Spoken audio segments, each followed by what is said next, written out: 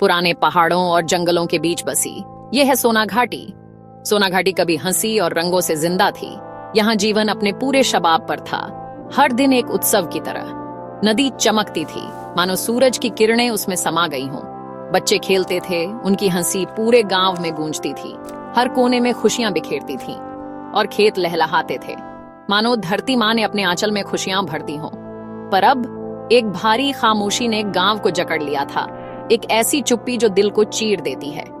एक अजीब सा धुंध जिसे कहते थे विषाद का कोहरा, द मिस्ट ऑफ सॉरो। ये एक ऐसी आपदा थी जिसने सब कुछ बदल दिया। ये कोई मामूली फॉग नहीं था, ये तो एक अभिशाप था। ये पेड़ों से लिपट जाता, घरों में घुस जाता, हर चीज को अपनी गिरफ्त में ले लेता और हर रंग को फीका कर देता था, जैसे किसी ने जिंदगी के कैनवस से रंग ही छीन लिए हों। हवा ऐसी भारी लगती, मानो गांव खुद रो रहा हो। हर सांस के साथ उदासी का एहसास होता था। लोग घरों में ही रहते, उनके चेहरे चिंता से उदास रहते, दरवाजे और खिड़कियां बंद, मानो दुनिया से कट गए हों। बच्चों की हंसी गायब हो गई थी, वो हंसी जो कभी इस गांव की पहचान थी। उसकी जगह एक बेचैन सी चुप्पी ने ले ली थी, एक ऐसी शांति जो सुकून नहीं, डर पैदा करती थी। यहाँ तक कि चिड़ियों के गाने भी उदास लगते, उनकी चहचहाहट में भी दर्द महसूस होता था।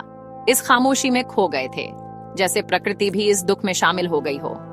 फॉरेस्ट जो कभी वेलकमिंग लगता था, जहां लोग सुकून ढूंढने जाते थे, अब डरावना और दबा दबा सा महसूस होता था। पेड़ों की छाया में भी डर लगता था। ये मिस्ट मौसम से कहीं ज्यादा थी। ये हर दिल पर एक बोझ थी, एक ऐसा भार जिसे उठाना मुश्किल था। सीजन्स गुजरते गए पर उदासी बनी रही।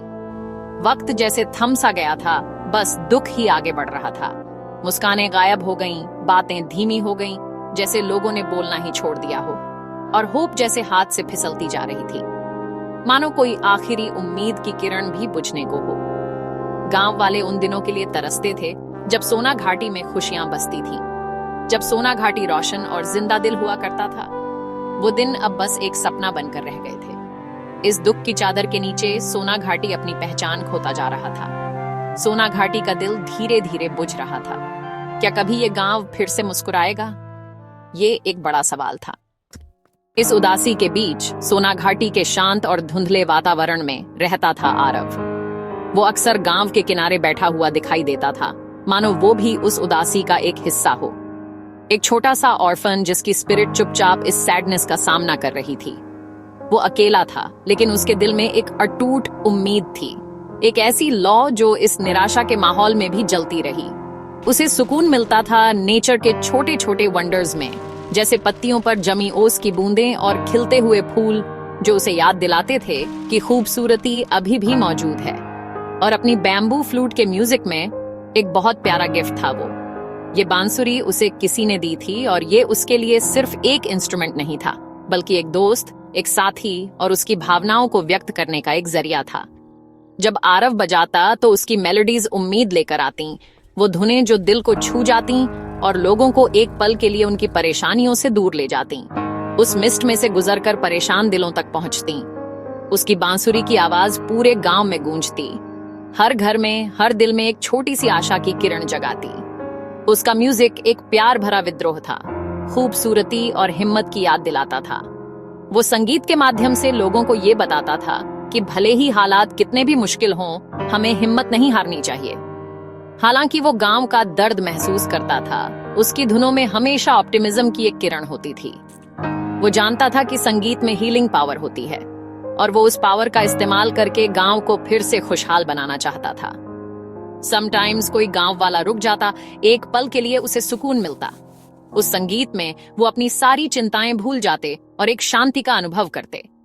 आरव सपना देखता था कि उसका म्यूजिक सिर्फ सुकून देने से ज्यादा कुछ कर सकता है, कि शायद एक दिन वो सोना घाटी की खोई हुई जॉय लौटा देगा। वो उम्मीद करता था कि उसकी धुनें लोगों को इंस्पायर करेंगी और उन्हें एक साथ मिलकर गांव को फिर से बनाने के लिए प्रेरित करेंगी। उसकी फ्लूट उसकी आवाज बन गई, उसकी होप, और गांव के लिए उसका एक खामोश प्रॉमिस। हर नोट में वो एक बेहतर कल का सपना लिए चलता था, और उस सपने को पूरा करने के लिए वो हर दिन अपनी बांसुरी बजाता रहा, उम्मीद की एक नई धुन सुनाता रहा। गांव वालों में दादी माँ, जो पुरानी कहानियों की जानकार थीं, उन्होंने मिस्ट की असली वजह को महसूस किया। उन्होंने आरव को अपने पास बुलाया और बताया कि ये मिस्ट एक पुरानी स्पिरिट के हार्ट ब्रेक से पैदा हुआ था, एक ऐसा सौरो जो जमीन में समा गया था। स्पिरिट का दर्द गांव का दर्द बन गया था, पर लेजेंड्स में प्रकृति की बांसुरी, द फ्लूट ऑफ नेचर का जिक्र था, जिसका प्योर म्यूजिक किसी भी सौरो को हील कर सकता था। वो फ्लूट रशी ध्रुव की केव में छिपी थी, खतरनाक एकोइंग वैली के पार। सिर्फ वही इसे ढूंढ सकता था जिसका दिल प्योर हो और जिसे नेचर की गहरी अंडरस्टैंडिंग हो। दादी माँ की होप आरव पर टिकी थी। वो जानता था कि उसे ये जर्नी करनी ही होगी, सोना घाटी और उस दुखी स्पिरिट के लिए। हीलिंग का रास्ता शुरू हो चुका था। सुबह होते ही आरव निकल पड़ा, मिस्टी गांव को पीछे छोड़कर। फॉरेस्ट घना होता गया, शैडोज गहरे होते गए और जल्द ही वो एकोइंग वैली पहुंच गया, इल्यूजन्स और डर की जगह।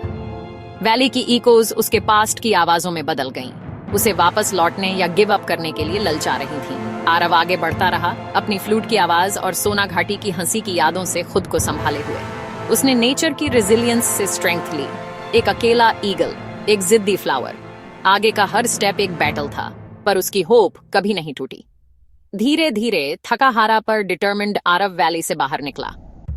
Exhausted after days of relentless travel, Arav finally reached the sacred cave of Sage Drew, his heart pounding with anticipation and a sliver of hope.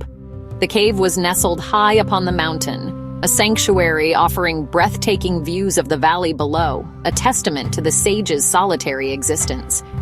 Inside, the wise old sage listened attentively, his eyes filled with an ancient knowing. With a heavy heart, Arav narrated the plight of Sonagati, describing the sorrowful spirit that had cast a shadow over the land and the despair that gripped its people. He recounted the tale of the valley's fading beauty and the urgent need for a solution. The flute of nature, the key to restoring balance, was the focus of their conversation. Drew explained with a gentle voice filled with the wisdom of ages that the flute of nature would only bow to a heart, a soul that was truly worthy, one that overflowed with genuine compassion, deep understanding, and selfless love for all living things. Ara was then presented with a series of subtle yet profound tests, not of brute strength or forceful will, but of profound empathy and gentle kindness. He was tasked with reviving a wilting plant, breathing life back into its fragile form, freeing a trapped bird from its cage, allowing it to soar freely into the vast sky, and meditating upon a falling leaf, contemplating the delicate dance of life and impermanence. He approached each task with utmost humility, recognizing the interconnectedness of all beings, deeply connecting with the world around him, understanding its rhythms and respecting its delicate balance. Sage Dhruv observed silently, his gaze unwavering, watching Arav's every move, every reaction. Then a gentle smile graced his lips, a sign of approval and recognition. "You have demonstrated true understanding, Arav. You have shown the depth of your character," the sage affirmed. "Your heart is indeed pure, filled with the qualities needed to wield the flute of nature." With a gesture, Sage Dhruv led him to a hidden alcove within the cave, a secret chamber veiled in shadow, where the flute of nature rested upon a simple stone pedestal, awaiting its rightful owner. It was softly glowing, radiating a gentle, ethereal light that filled the alcove with warmth. As Ar reached out, he could feel its warmth, its promise, a connection to the very soul of the valley. He had proven himself worthy, not through any act of aggression or dominance, but through the quiet strength of his character. Not by force, but by compassion, by understanding, and by a deep and abiding love for the world around him. The final journey home, back to Sonagati, now awaited him, carrying the hope of a brighter future. Flute of nature हाथ में लिए आरव सोना घाटी लौटा। Mist पहले से भी ज्यादा घना था। उसने सौरव का दिल ढूंढ लिया, एक खामोश सुनसान ग्रोव। फ्लूट उठाकर उसने बजाना शुरू किया, हीलिंग की अपनी चाहत को नोट्स में ढालते हुए।